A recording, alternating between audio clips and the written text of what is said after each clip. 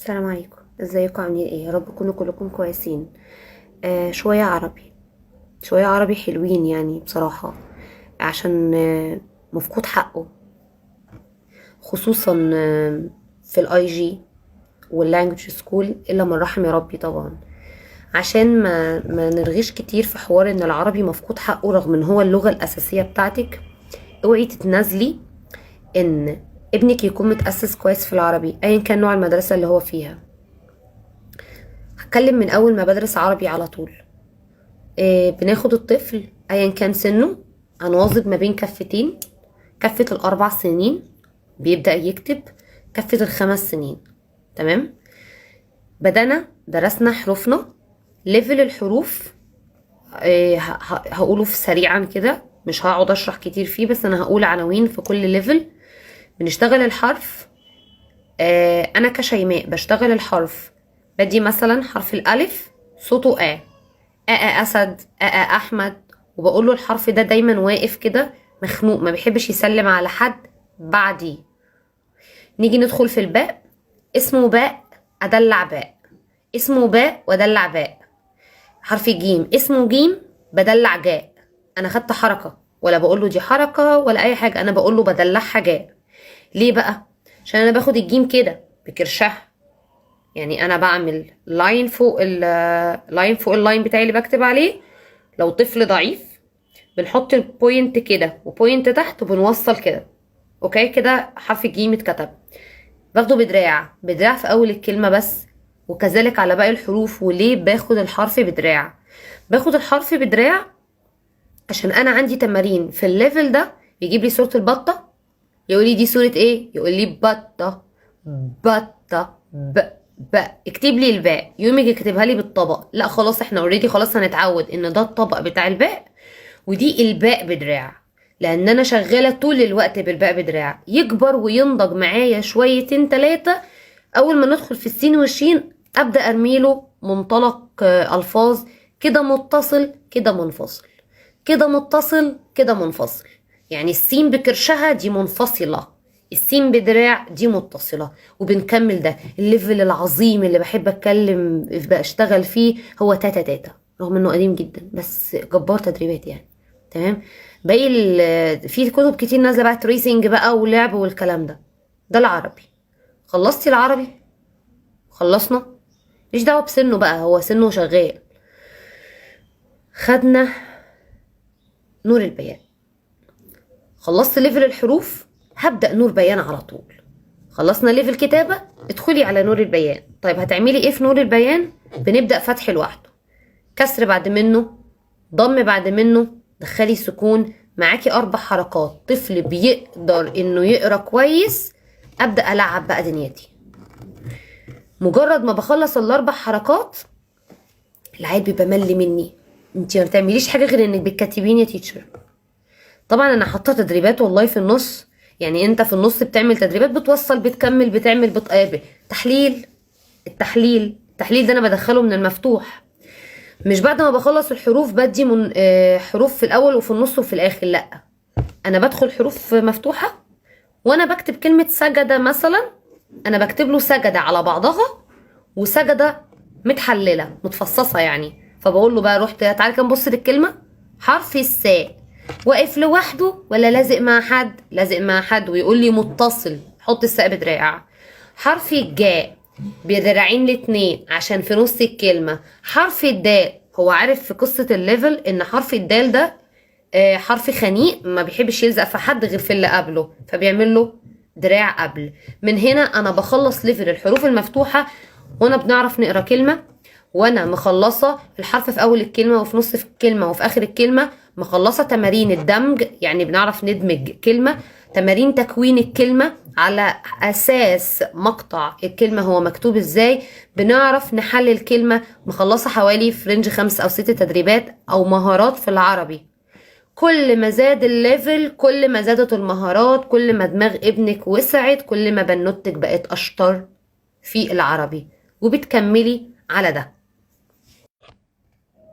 بنكمل تاني وبنقول خلصت ليفل الحروف المفتوحة وانا مخلصة معايا المهارات دي، وبنكبر نكبر نكبر. ستيل بقى المكسور، المضموم، الليفلز دي بتاخد فترات طويلة جدا، بتاخد فترات ما بين كل طفل وطفل على حسب الاستيعاب طبعا، ما بقيمش مدة. كل ما انت بتديني هديك، انت واقف والدنيا صعبة معاك، انا لسه زي ما انا ما بجريش. تمام.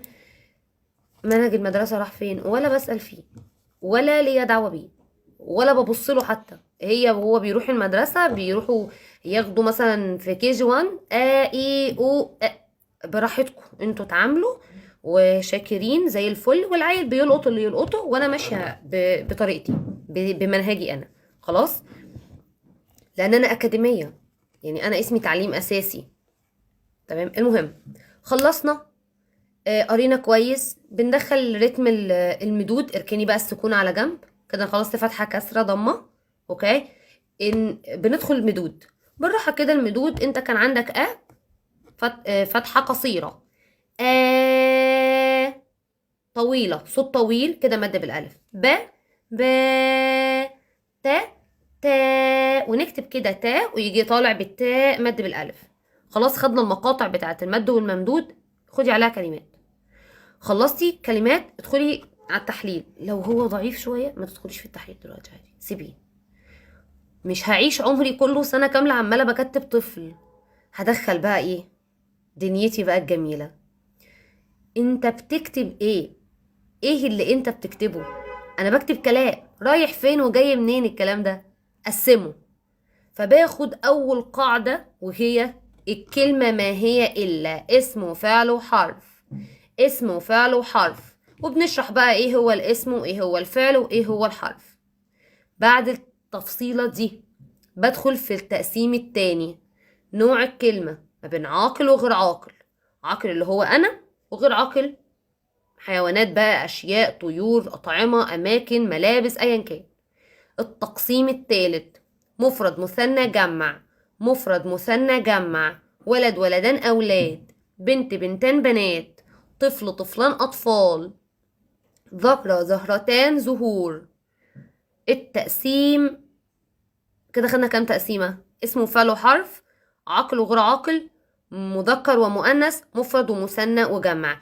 وناخد بالنا من الشواذ وانا بشرح المذكر والمؤنث. هذا رأس، هذا أنف، هذا فم مذكر، عين أذن مؤنث، كأس وفأس بتاخد هذه. جمع الغير عاقل بياخد هذه. كل ده كتابة مش شفوي. بمهد بقى حركة كتابة. بسم الله ما شاء الله بقينا بنكتب. العيل بقى بيبقى فرحان، يلا هناخد لعبة جديدة.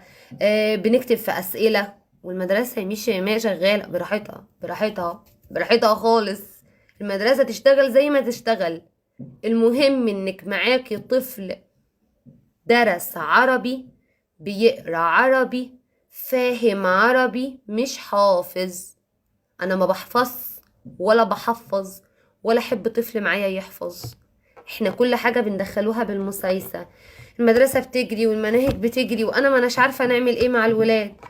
والله مش عارفين برضه، مش مهم. خليها تجري زي ما تجري، اللي يقع منه بيعوضيهوله في الصيف. ما يجروا. انت عايزة طفل فاهم ولا طفل حافظ؟ لا يا مش طفل فاهم والله. طب خلاص، نتبعوا بقى المادة العلمية الصح. ابوس ايدين اللي شغالين، او اي مامي عايزة تتبع مناهج المدرسة. بلاش تخلصي الحروف وتنطي الف ارنب وبقى بطة. بلاش تخلصي الحروف. لو طفلك ضعيف شوية بلاش تديله الاربع حركات مع بعض.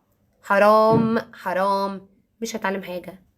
هتيجي لو فوتي كي جي 1 وكي جي 2 وجونيور 1 وطلعتي جونيور 2 واشتكيتي، مش هتعرفي تعملي حاجة. هتبقي يا عيني موازنة ما بين كفتين. كفة انك بتدخلي في المنهج، ومجبرة انك كفة تأسسي.